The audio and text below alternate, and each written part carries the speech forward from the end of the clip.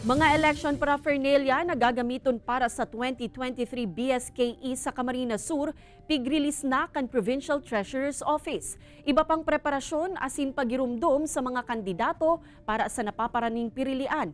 Aramon ta sa pagtutok live ni Jessica Kalinog. Jessica?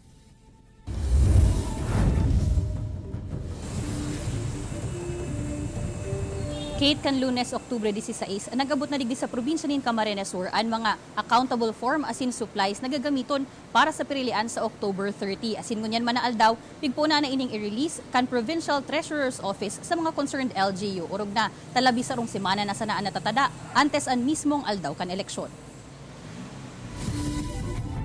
Sa opisina kan Provincial Treasurer's Office kan Camarines Sur, ipigdiretso ang mga accountable election paraphernalias, siring kan mga balota, indelible ink asin iba pang gamit para sa pirilian kan mag-abot ini kan Lunes.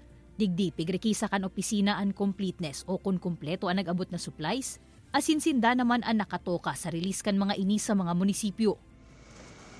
Amay kasubagong aga kan pasaro-saro namang magpasiring sa opisina ang mga municipal treasurer nganing magkuha kan nakatagama sa indang mga gamit. Ang pag nakaabot na sa mga munisipyo, igo kayang inaapod na early distribution of election paraphernalia na gigibon kang mga pili lang na mga election offices dahil may mga munisipyo kaya na may mga hararayong lugar. Importante man subuot na mabantayan inikan mga otoridad pag-abot sa lugar, nganing maibitara na may mawara, mahabon o magkaigwanin election-related incidents.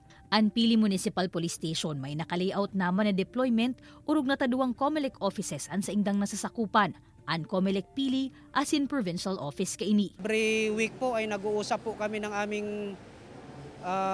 provincial election supervisor at sa mga other municipal police stations dahil may mga ibang municipal police stations na kulang yung tao nila. Labis sa 300 na mga augmentation forces hali sa PCG, SAF asin Maritime Group man ang magiging katabang kan Camarines Sur Police Provincial Office sa maabot na eleksyon. Apuera pa ini sa labi 2,000 na mga deployed personnel kan ahensya. Yung pinaka-main concern po natin sa PNP is yung ma-maintain, ma-sustain natin yung peace and order natin dito sa Camarines Sur.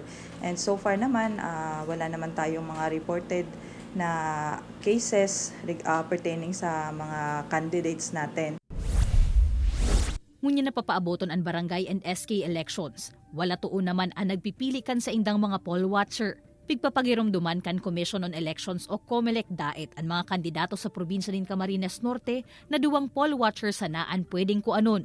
Kung maglagpas kaya digdi, pwede na subuot ining maikonsiderar como vote buying. Mauot man limitaran kan ahensya ang numero kan mga tao sa laog kan mga polling precinct. Hagad man kit kan COMELEC ang kooperasyon kan mga kandidato pati na kan mga botante nganing malikayan na magkaigwa panin mga bayolasyon sa lingon niya na eleksyon. Magin ang kapulisan may apelaman sa publiko urog na nga digdi sa Camarines Sur na nasa green category sa ngunyan na tabangan sinda na mamantinir na an green o an peaceful o generally peaceful state kan probinsya hasta sa matapos ang barangay asin sangguni ang kabataan elections. Kate? Alright, Jos Mabalos, Jessica.